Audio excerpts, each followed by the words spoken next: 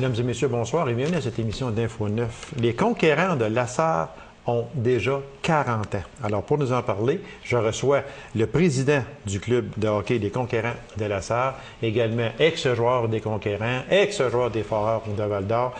Et il a été aussi instructeur des conquérants. Il y a un cheminement à hockey vraiment d'une longueur infinie, si on peut dire ça comme ça. Alors, mesdames et messieurs, Frédéric Bédard. Salut, Fred. Bonjour, M. Lacasse. Ça va bien? Ça va très bien. Déjà 40 ans, là, le temps passe vite. Et vous avez joué avec les conquérants de Lassar. Oui. Ça vous fait pas vieillir un tout petit peu? Un petit peu, mais on conserve bien. Je pensais qu'il était pour dire, mais pas autant que vous. C'est ce qu'on parlait justement là, oui. Quand on est venu fêter les activités. 40 ans, moi, je n'ai pas connu le début. Certains confrères ou consoeurs au niveau du conseil d'administration ont connu les débuts en 1971, mais pas moi. Moi, j'ai joué en 97, ça fait déjà là, pas loin d'une quinzaine d'années, ça approche. Alors non, ça passe très vite. On a fêté le 35e déjà il y a 5 ans, puis ça nous est arrivé là. Déjà cette année, on a dit « Oh, ça fait 40 ans cette année, il faut s'orienter pour organiser les festivités. » Est-ce qu'on prévoit beaucoup d'activités? D'abord, c'est échelonné sur une saison, sur un an, c'est ça? Oui, c'est échelonné sur la saison, puis on a essayé de pas trop charger le programme. Là, on a eu un bon modèle avec le centenaire du Canadien qui était trop chargé. Qui était beau, mais qui n'en finissait plus. C'est ça. Puis on prétend pas avoir l'envergure d'une organisation comme ça, surtout qu'on est du monde qui travaille au niveau... Oui. On fait ça bénévolement par passion. On voulait pas s'embarquer dans de quoi de trop gros. Alors, on a mis des petites fenêtres, des petits flashs au cours de l'année un peu partout. Sans embarquer dans de quoi de trop gros, mais au moins souligner que ça fait déjà 40 ans que les conquérants de C'est ça, on va passer là, tout au long de l'année, il va y avoir des petites capsules, des petits flashs qui vont rappeler le 40e. Comme là, ça s'est passé là, le 8 octobre avec le match d'ouverture. On a présenté nos nouvelles couleurs. On avait fait faire un chandail dit vintage là, aux couleurs des années 70 avec le logo des années 70. Alors, c'est des flashs comme ça qu'on fait là, un peu à chaque mois. On a un thème à chaque mois environ qui va nous amener à la fin de l'année là, au clou du spectacle avec le tournoi de hockey des vétérans, des anciens, avec un gros souper à la fin, un gros assemblement là, sous concept des retrouvailles. Ça veut dire qu'on peut avoir combien d'activités, M. Bédard, au cours de la saison? Une majeure qui est les retrouvailles à la fin et les chandails qui est quand même une grosse, environ, là, je dirais, entre 7 et 10 activités. Là, avec les 20 fromages qui étaient déjà là, mais on bonifie un petit peu les concepts. On ajoute des cadeaux, des prix, des souvenirs. On relate là, un peu plus l'histoire aussi dans nos interventions auprès des joueurs et auprès des partisans. C'est souligné comme ça. Alors, c'est entre 7 et 10 interventions spéciales qu'on ferait pas normalement là, au cours des autres saisons. Vous êtes encore dans l'organisation des conquérants. Vous avez joué pour les conquérants, comme je le disais en intro. Vous avez joué pour eux autres. Vous avez été instructeur pour eux autres. Vous êtes maintenant rendu président. Pour vous, c'est quoi que ça représente, là, les conquérants directement? Avez-vous aimé beaucoup plus jouer? Aimez-vous plus être président? Avez-vous aimé diriger les conquérants? C'est quoi pour vous? Ben moi, les conquérants, je considère que la Ligue Midget 2A en Abitibi-Témiscamingue, c'est la plus belle ligue de hockey. Et là, ça a raison d'être. C'est la plus belle ligue de hockey midget au Québec, selon moi. Dû à la structure qu'on a. Dans l'encadrement, c'est une clientèle de 15 à 17 ans qui, moi, me touche personnellement. On aime beaucoup mieux les voir à l'aréna que traîner là, dans les rues, comme on dit. Vous n'avez jamais dit aussi vrai. Alors, moi, c'est pour ça que j'ai continué à m'impliquer. À quel niveau j'aime plus être impliqué? C'est sûr que comme joueur à l'époque, mais là, à l'âge où on commence à vieillir, comme vous avez dit tantôt, là, avant qu'on entre en onde. On dira pas aux gens. On dira pas. On vieillit, mais j'ai adoré entraîner. Puis si j'avais recommencé, ça serait ça que je ferais, diriger l'équipe. Mais là, présentement, on a un groupe d'entraîneurs qui est super. C'est un de mes bons amis, un ancien de mes coéquipiers qui a joué dans les conquérants, qui revient pour la fierté. Le logo des conquérants, c'est une chose qu'on est fiers d'afficher, on est fiers de travailler pour ça. Et c'est pour ça qu'on est encore là et qu'on va être là encore... on espère pour pendant plusieurs années. Ce fut, en tout cas pour vous et pour quelques autres aussi, la porte d'entrée du junior majeur du Québec. Oui, puis souvent, c'est ça qui est un peu décevant.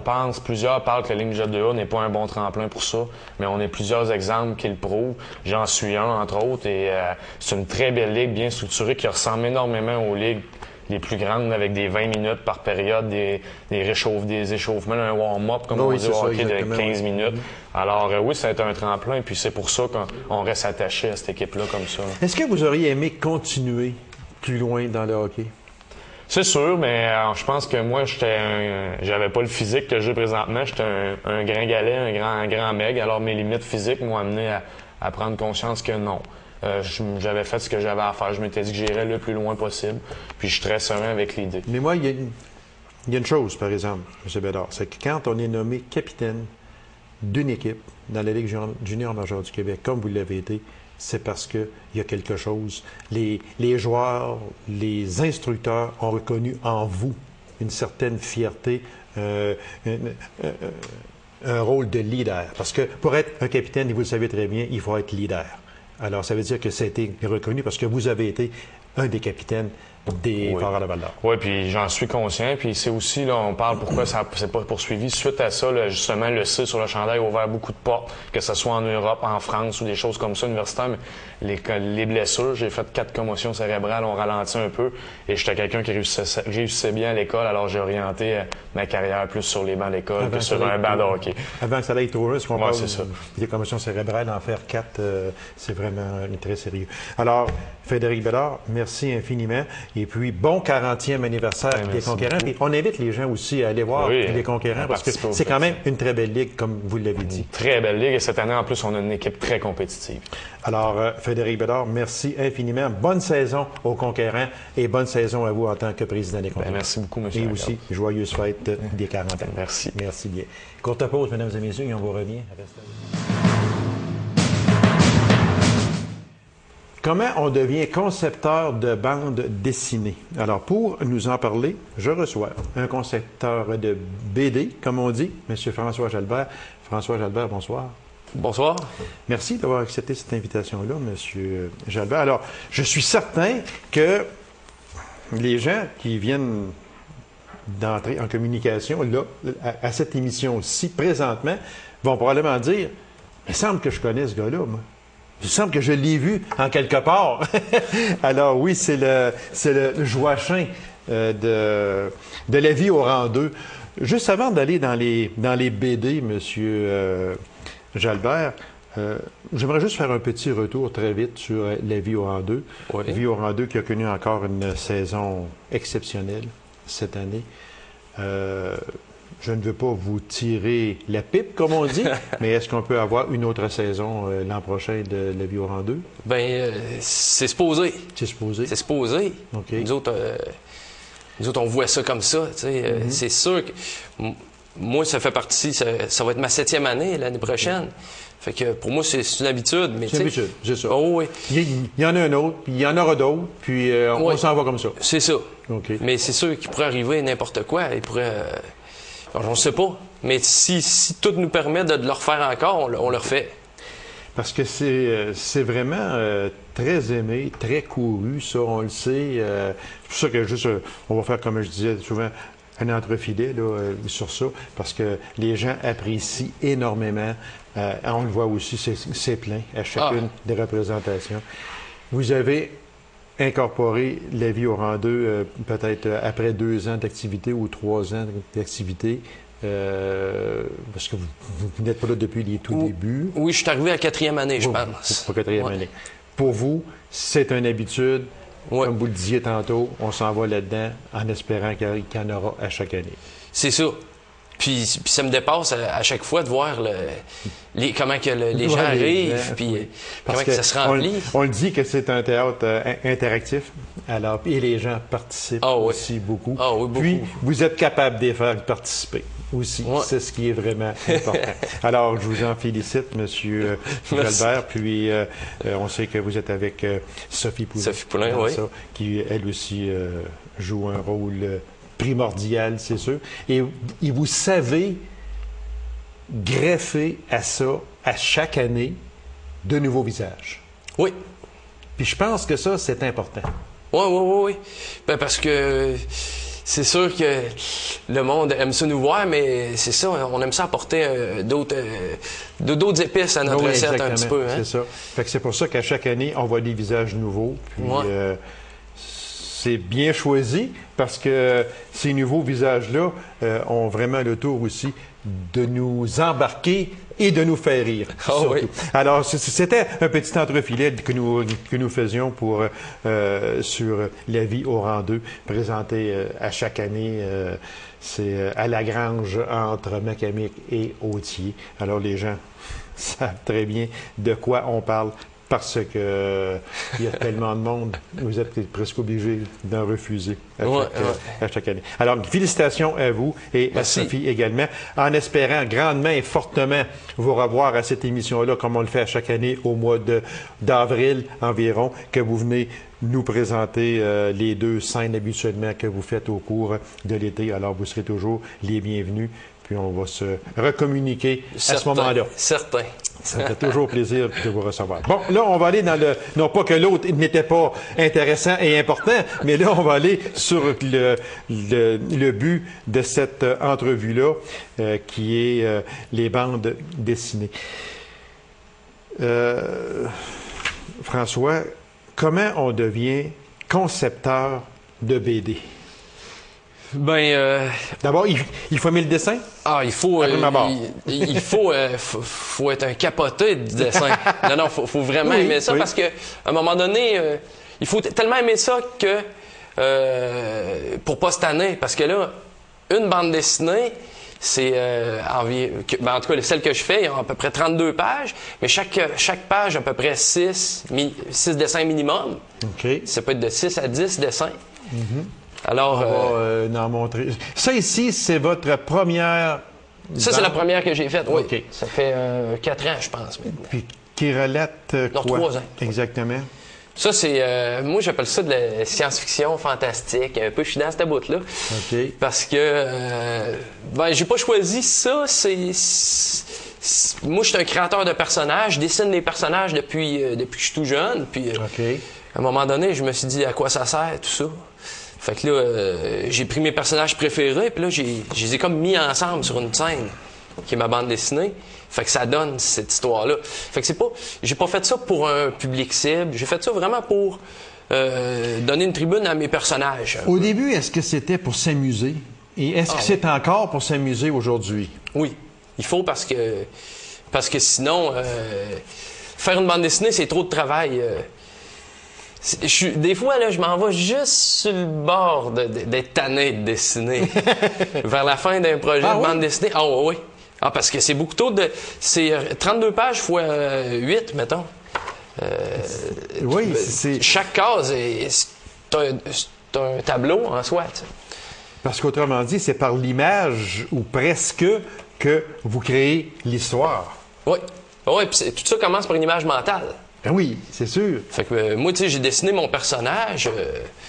Je le dessine, mettons, la première fois que je le dessine, j'ai pas d'intention. J'ai dessiné un personnage, mettons, c'est un gars de la construction avec un marteau, mettons, là. Ah oui. Puis après ça, j'imagine une situation, mettons, je me dis, ça serait drôle si ils vont au magasin, n'importe quoi, là, s'acheter des outils. Mais là, il faut que je pense qu'on le voit arriver au magasin, on le voit s'acheter son outil. C'est des petites affaires qu'après ça, faut que je visualise. Fait que c'est là que ça part.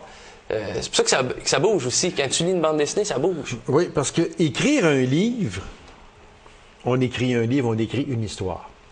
Oui. Ici, on écrit, mais il faut le donner par dessin aussi. D'où la créativité devient à ce moment-là primordiale. Oui. Moi, comme je le disais souvent dans mes émissions, je reçois beaucoup d'artistes ici. Puis, il faut vouloir, puis il faut être dedans, comme on dit, parce qu'on ne peut pas se lever un matin et dire, bon, moi, là, je fais 5 pages de ça aujourd'hui. Bien, ça se peut-être que oui, peut-être que oui, mais sauf que on ne peut pas se commander. Non, c'est ça. À faire. Non. C'est une passion. Moi, quand ça m'arrive, là, que je me lève le matin puis que je me dis, bon, je fais 5 planches aujourd'hui, je suis de même, je suis content. C'est vrai. Je suis là, yes, aujourd'hui, j'ai toute ma journée pour faire ça et là, je suis content. Vous devez être content, là, OK. Oui, parce que écrire et... Ça, ici, vous dites, il y a 28 pages. Oui, ça, c'est la première. Bon, la première à la 28. La première. Comment ça vous a pris de temps à faire cette bande dessinée-là de 28 pages? Tu sais, j'attendais un peu cette question-là, puis c'est super dur à répondre parce que c'est une passion, hein. Je compte pas les heures que je mets là-dessus. Puis je peux pas dire que j'étais à temps plein, puis je peux pas dire que c'était moins qu'à temps plein non plus. Parce qu'on peut pas commander une page. Ben, tu sais, en ce sens que, bon, moi, là, ce matin, il faut que je fasse 3 pages là-dedans. Absolument. Mais ça marche pas. Mais moi, c'est pas que je peux pas la commander, c'est que je peux pas la retenir. OK. Non, moi, j'ai besoin de dessiner. C'est pour ça. Okay. En fait, c'est pour ça que je me suis mis à faire des histoires comme ça, parce que de toute façon, je dessine tout le temps quand même. Fait que là, j'ai comme donné un sens étant comme un air d'aller à mes dessins. Okay. Ouais. Maintenant, je dessine dans un cadre parce que sinon, je fais plein de dessins que je ramasse dans une boîte puis que je montre une fois de temps en temps. Moi, j'en ai là, chez nous des boîtes de dessins. Sûrement. Sûrement. Même plusieurs boîtes de dessins aussi, j'en suis persuadé.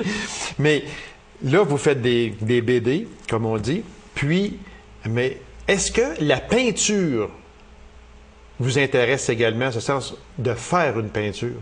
Je l'ai faite quand j'étais jeune un peu. OK. Puis je vais en refaire. Moi, j'aime ça toucher un peu à toutes les formes d'art. C'est pour ça qu'on m'a vu dans La vie dans le rang 2, que je fais ça. Je fais un petit peu de conte aussi. J'aime ça faire... je fais du vidéo, du film un peu. Moi, j'aime ça créer un peu sur plein de sphères. C'est ça. Moi, ça s'adresse à qui, vos livres? Bon. Jeune public moyennement âgé, ça s'adresse à qui? Ben moi, je l'ai faite... j'avais pas de public cible quand je l'ai faite. OK. Tu sais, c'est parti vraiment de mes créations, de mes créations de personnages préférés. Mais maintenant que c'est fait, là, je peux me dire, OK, ça peut plaire à partir de peut-être les adolescents. Moi, j'ai des jeunes, mettons, on pourrait dire à partir de 10 ans qui lisent ça puis qui ont hâte de savoir la suite, qui m'en parlent. Quand je vais dans les salons du livre, okay. Je suis toujours surpris. Il y a des jeunes, c'est ça, à partir de 10 ans, puis je te dirais jusqu'à 77. 77 à 77? C'est ça. Okay. Comme Tintin, à peu près. Là, ou de 10 à 80. OK. Parce que c'est quand même... C'est pas long à lire, c'est sûr. Non. Parce que c'est beaucoup moins long à lire qu'à produire. Ah, ça se compare pas. Bon, moi, là... Mais c'est pour ça aussi que c'est long à produire. Parce que moi, c'est important que ça coule. À la lecture, là, que ça coule. Parce qu'on peut dire que ce sont de petites figurines sur papier. Oui. Est-ce qu'on peut dire ça comme ça? Je pense que oui. Oui? Je pense que oui. Bon. Mais j'ai quand même... Comment on fait cette page-là, tiens? OK. Tu sais, là, on est rendu ici, là, à la page 18. Vous créez la page 19. Mais vous faites pas ça directement dans le livre, là. C'est quoi, là, que vous faites, là? Ben, moi, je travaille sur des panneaux un petit peu plus grands. J'appelle ça des planches. OK. Puis là, au début, ben c'est sûr qu'il y a tout un travail qui est scénario. Que je me préoccupe pas pantoute du visuel. Je fais juste penser à l'histoire. OK. Mais là, je mets des éléments qui m'allument, là. Tu sais, un robot géant, puis des affaires dans le même, là. Okay. Fait que là, c'est juste le texte, juste l'histoire, pas le texte, l'histoire. Après ça, je sépare ça en... Mettons, je me dis, je veux faire 32 pages avec cette histoire-là. Je sépare ça en 32 pages. Maintenant, je prends la page 19, qui se passe telle affaire. Puis là, je découpe tout ça en images, qui vont être mes cases. Puis après ça, je dessine au crayon plomb. Je positionne mes éléments. Je positionne mon texte à peu près. Je vois comme ça. Après ça, je trace à l'encre. Puis ensuite, il y a une dernière étape que je fais de l'encre de Chine. Que je vais chercher les tons, les textures. Et puis, c'est ça. Parce que qu'est-ce qui fait que... Parce que ici, là, on en regarde. Ici, là, dans cette page-là, il y a 1, 2, 3, 4, 5... Il y a 6 dessins, OK, dans cette page-là. Ici, on s'en vient 2 pages plus loin, il y a 3 dessins parce qu'il y en a un qui est beaucoup plus gros, qui prend la moitié de la page. Qu'est-ce qui fait que dans votre visuel à vous, ça, ici, prend la moitié de la page à comparer à, ici, un tiers, un tiers? Très bonne question. C'est parce que il y a des choses qui sont plus importantes que d'autres dans l'histoire. Plus que ça a d'importance, plus je donne d'espace. C'est simplement pour ça. En fait, moi, c'est de même que je le fais. Peut-être qu'il y en a d'autres qui vous répondraient des... Moi, c'est ma méthode. OK. Quand il y a une chose qui me semble plus importante, je le mets plus gros. Mais des fois, je veux cacher un certain détail, alors je le mets plus petit. Ou des fois, je veux faire une surprise. Fait que je le mets sur l'autre page. OK. C'est des questions que je me pose en faisant de la bande dessinée. Parce que je raconte une histoire. Fait que je dois... Comme un écrivain. L'écrivain, lui, il va mettre sur papier une histoire. Vous dessinez sur papier une histoire. C'est complètement différent. Oui. Complètement, puis... Bien, il y a un lien, là. Il y a un lien entre les deux, c'est sûr, parce que l'histoire se rapporte... Un écrivain, l'histoire se rapporte à son livre, à son écriture. Vous, l'histoire se rapporte à une écriture, mais en BD. Oui. Ben c'est que il y a des informations que je peux donner à l'écrit. Il y a des informations que je peux donner avec le dessin. Puis il y a des informations, j'ai découvert ça, il y a des informations que je peux amener par le scénario. Je contourne une information, mettons. Là. Je contourne quelque chose, on le sous-entend à cause du scénario. Ça, c'est une autre méthode que j'ai découverte. C'est une autre méthode, oui, exactement. Parce que dans une BD comme ça, ici, là, on voit, il y a 3 lignes, tout simplement. Oui. Ce n'est pas grand-chose. Alors, c'est à ce moment-là qu'entre en ligne de compte la figure. Oui, le visuel. Le visuel va donner un sens à la continuité de cette BD-là. Oui. Oui, puis ça va amener... C'est parce que si je te donne juste le texte, tu n'auras pas l'histoire au complet. Parce qu'il y a des détails qui sont donnés dans le dessin. Tu sais, c'est ça la beauté de la bande dessinée. En même temps, je suis un peu voleur d'imagination parce que je propose des images à la personne que je raconte. Tu sais, la personne qui écrit un livre, qui lit un livre, ben là, tu te fais ta propre image. Oui, exactement, c'est ça. Mais là, moi, j'en propose une. C'est vrai, c'est vrai. Alors, ça veut dire qu'en lisant ça, on ne se fera pas sa propre image. On va prendre l'image que François Jalbert veut que nous prenions. Oui. Alors, d'où ça devient beaucoup plus difficile que d'écrire un livre sans image. Je ne veux pas dire plus difficile, hein, parce que c'est un auteur, là. Écrire un livre, là, oui, c'est sûr que c'est quand même... écrire un livre, c'est pas donné à tout le monde. Et c'est difficile aussi, c'est sûr. Ouais. Mais c'est que vous, il y a un élément additionnel qu'il faut que vous donniez des figurines à l'intérieur de ce que, dans un livre ordinaire, on va s'imaginer, nous autres, on va s'imager des choses, tandis que vous allez nous faire imaginer quelque chose. Ce n'est pas facile. Parce que j'en reviens à ça. Moi, je suis certain qu'à l'école, vous étiez fort en dessin. Ah oui? Oui, parce que... OK. J'étais un placoteur à l'école, OK? OK. Je parlerai pas. Et puis, ce qui est arrivé, c'est que je me suis aperçu qu'en dessinant, mais je dérange pas le groupe. Puis le prof, il n'a pas de besoin de me replacer. J'étais bon à l'école. Oui. Moi, j'avais des bonnes notes. Fait que le professeur, il me laissait faire. Il me laissait faire. C'était le meilleur truc que j'avais réussi pour canaliser mon énergie puis pas déranger le groupe. Ça a porté fruit. C'est ça. Est-ce que ces histoires-là, ces 3 histoires-là, est-ce qu'elles sont en vente? Oui. Oui? Oui. Mettons, les gens qui nous écoutent peuvent se procurer ça à quel endroit? J'ai des points de vente à Rouen, La Sarre, Val-d'Or, pour l'instant. Et puis j'ai un site Internet. Ils ne sont pas encore en vente sur le site, mais je veux commencer ça bientôt. Puis c'est ça, dans des librairies surtout, et puis certains magasins de livres. OK. Parce que dans les notes que vous m'avez envoyées, il y a une coup de pied 4. Coup de pied 4 qui est en production. Alors, ça ici, c'est coup de pied 1, 2 et 3. Coup de pied 1 qui s'appelle Mutation. C'est ça, OK. Coup de pied 2 qui s'appelle Pas de pitié pour le mal. OK. Et puis coup de pied 3 qui s'appelle Les pinces de l'espace. OK. Et le coup de pied 4 qui s'en vient. Oui. Puis à date, il s'appelle La frousse aux trousses. Pied 4. Alors, ce sont des Bon, j'aimerais qu'on revienne sur une chose aussi que vous m'avez envoyée dans les dessins animés, soirée ciné-conte du Festival des contes et légendes de l'Abitibi-Témiscamingue. Oui, les soirées ciné-contées. Ciné-conté, excusez, oui, ciné-conté. Ça, c'est pendant le Festival de contes et légendes. C'est super le fun. C'est une soirée où on est croisés entre artistes. Ils croisent un réalisateur avec un conteur. OK? Puis tout ça ça se fait d'une manière anonyme. Alors moi, je reçois un texte, 2-3 pages, là. C'est pas signé. C'est juste une histoire qui est racontée. Puis moi, je dois faire un film de 8 à 10 minutes là-dessus. Okay. Qui va être présenté. Tu sais, le soir de la présentation, il projette le film.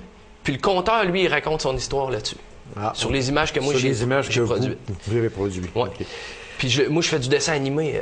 Ça fait 4 ans que je le fais. Ça fait 4 ans que je fais du dessin animé. OK. Alors, vous avez une carrière assez bien remplie. Dans les spectacles, on en a parlé un peu avant l'émission. Les brûlots-parleurs. Oui. Qu'est-ce que les brûlots-parleurs?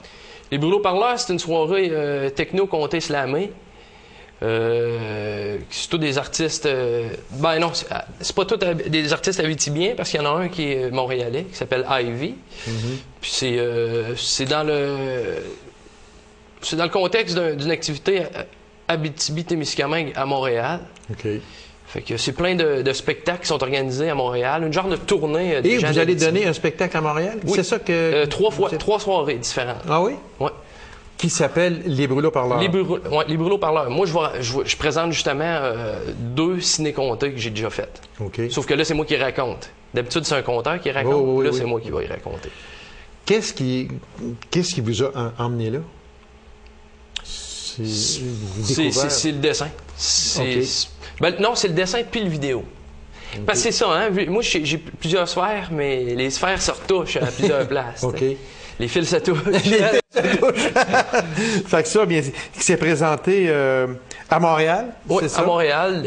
28 octobre, Maison de la Culture de Côte-des-Neiges. 29 octobre, Maison de la Culture Notre-Dame-de-Grâce. Et puis le 30 octobre, Centre Henri Lemieux.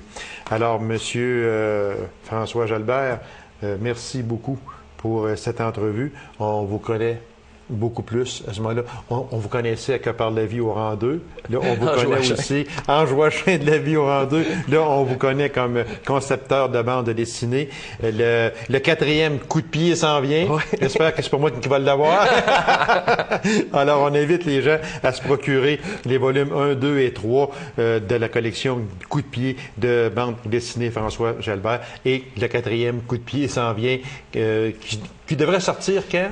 Ben, habituellement, je le fais avant Noël, là, dans le mois de novembre, pour ceux-là. Mais vu que là, j'ai comme une trilogie, ça va aller peut-être dans 6 mois plus tard. Dans 6 mois plus tard. Bon, alors, Monsieur François, merci infiniment. Puis, bon succès aussi dans vos entreprises. Merci beaucoup. C'est moi qui vous remercie. Alors, mesdames et messieurs, merci d'avoir été là. On se donne rendez-vous à une prochaine émission de Nef1. Au revoir.